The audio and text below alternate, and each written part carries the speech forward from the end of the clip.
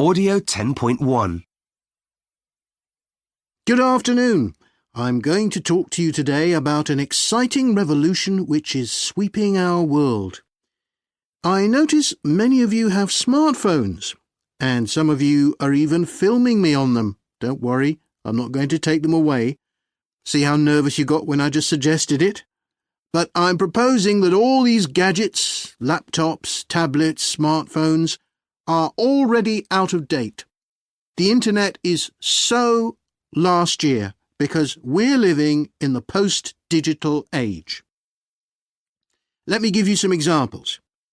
In a recent art show in London called 512 Hours, the public were required to give up all cameras, recorders, smartphones, and even digital watches at the door. The reason for this so-called technology hijack was so the public could better experience silence and mindfulness. The rationale was that because of all our technology, our ability to concentrate is a disaster. Life is short. Art should be longer. Second example. This is an elementary school in Seattle, USA, the home of technology.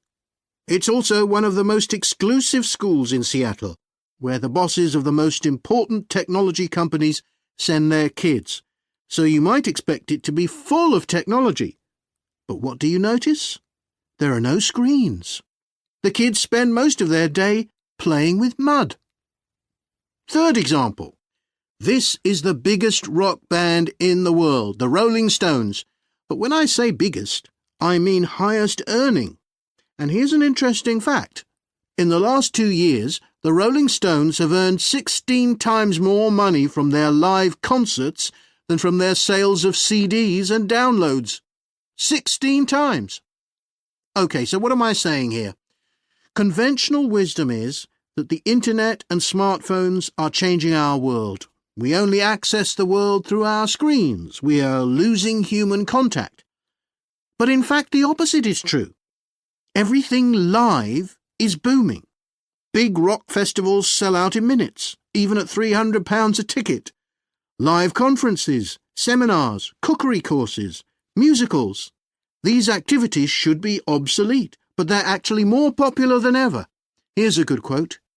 In the digital age, there is a real necessity for a live experience, for physical interaction.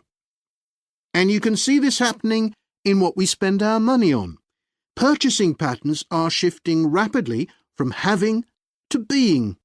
In other words, from owning new products to buying an experience. Digital is an astonishing means of communication, but it has not satisfied the human appetite for meeting, for touching, and for experiencing. I find this hugely reassuring. We still need the live experience.